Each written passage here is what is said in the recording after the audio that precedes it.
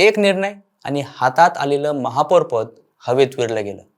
कल्याण डोंबिवलीत जो राजकीय भूकंप घडलाय तो फक्त सत्तेचा नाही तर एका घाईच्या निर्णयाचा परिणाम आहे. मनसे नेते राजू पाटील यांनी भाजपला धक्का देण्यासाठी टाकलेला डाव आज त्यांच्या पक्षालाच भोवत असल्याची चर्चा चांगलीच रंगतीये. कारण महापौर पद अनुसूचित जमाती प्रवर्गासाठी राखीव झालं.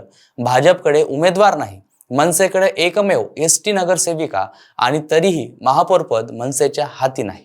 मग प्रश्न निर्माण होतो की ही राजकीय मास्टर स्ट्रोक खेळी होती की घाईत घेतलेली मोठी चूक.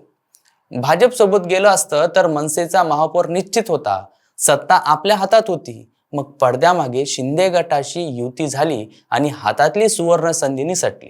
पण आता भाजप जखमी आहे, शिंदे गट मजबूत झालाय आणि मनसे फक्त प्रेक्षकांच्या भूमिकेमध्ये अडकलेले. कार्यकर्त्यात आता कुजबूज सुरू आहे. राजू पाटलांनी फार घाई केली. राजकारणात शत्रूला धक्का देणं सोपं नसतं, पण स्वतःच्या हातात आलेली सत्ता गमावून मिळवलेला विजय हा विजय नसतो, तो स्वतःवरच केलेला वार असतो. आज केडीएमसीच्या सत्ता नाट्यात खरा गेम कोणाचा फसलाय, भाजपचा की मनसेचा? हा प्रश्न आता संपूर्ण महाराष्ट्राच्या राजकीय वर्तुळात खळबळ उडवतोय. नेमकं कसं तेच आजच्या व्हिडिओच्या माध्यमातून आपण समजून घेणार आहोत. नमस्कार मंडळी, तुम्ही पाहताय सत्ते पे सत्ता, म्हणजे थोडक्यात पण महत्वाचं. कल्याण डोंबिवली महानगरपालिकेच्या सत्ता संघर्षात यावेळी केवळ महापौर पदाची निवड नव्हे तर राजकीय चातुर्य, संयम आणि योग्य वेळी घेतलेला निर्णय याची कसोटी लागलेली आहे. निवडणुकीनंतर ज्या पद्धतीनं सत्तेची गणितं बदलली त्यात सर्वात जास्त चर्चेत आलं ते मनसे नेते राजू पाटील. कारण सत्तेच्या दरवाजात उभं असलेलं महापौर पद त्यांच्या पक्षाच्या हातातून निसटलं आणि आज राजकीय वर्तुळात एकच प्रश्न घुमतोय आणि तो म्हणजे राजू पाटलांनी घाई का केली. निवडणुकीपूर्वी भाजप आणि मनसे यांच्यात जवळीक असल्याचं चित्र होतं. कल्याण डोंबिवलीत भाजप मोठ्या संख्याबळासह पुढे होता तर मनसेकडे मर्यादित पण निर्णायक ताकद होती. अशा स्थितीमध्ये मनसे जर भाजप सोबत गेली असती तर सत्ता स्थापन करणं भाजपसाठी सोपं झालं असतं आणि बदल्यात मनसेला मोठा राजकीय लाभ मिळू शकला असता. पण निवडणुकीच्या रणधुमाळीत पडद्यामागं वेगळीच हालचाल सुरू झाली. राजू पाटील यांनी भाजपला गाफील ठेवत थेट शिवसेना शिंदे गटाशी संवाद सुरू केला आणि अचानक मनसेनं शिंदे गटाला पाठिंबा जाहीर केला. राजकीय विश्वास हा धक्का मानला गेला. कारण एकीकडे भाजप एकाकी पडला तर दुसरीकडे मनसेनं सत्तेच्या खेळात अनपेक्षित डाव टाकला. सुरुवातीला हा निर्णय मास्टर स्ट्रोक वाटत असला तरी भाजपची बार्गेनिंग पॉवर कमी झाली. शिंदे गटाला बळ मिळालं आणि मनसे सत्तेच्या केंद्रस्थानी येईल अशी चर्चा सुरू झाली. पण त्याच वेळी एक निर्णायक घडामोड घडली. महापौर पदाची आरक्षण सोडत झाली आणि इथेच संपूर्ण खेळ पालटला. यंदा कल्याण डोंबिवली महानगरपालिकेचं महापौर पद अनुसूचित जमाती प्रवर्गासाठी राखीव झालं.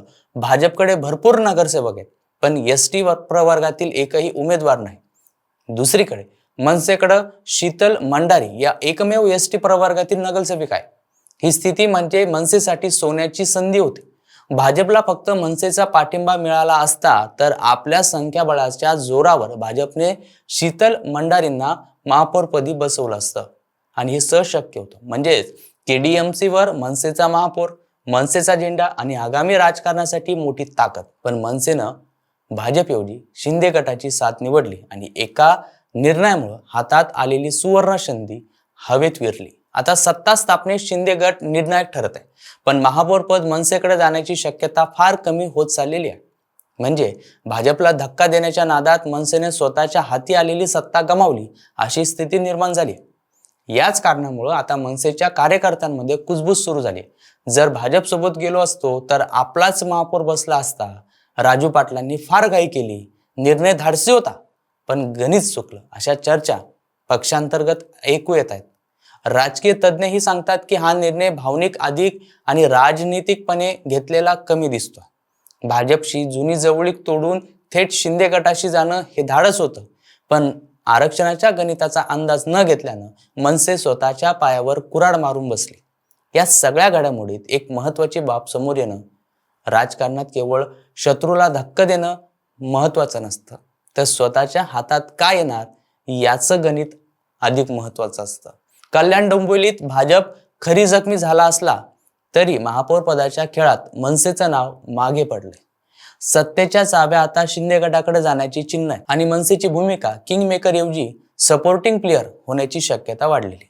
राजकारणात एक अलिखित नियम असतो, योग्य वेळी योग्य निर्णय न घेतल्यास आलेली संधी पुन्हा मिळत नाही.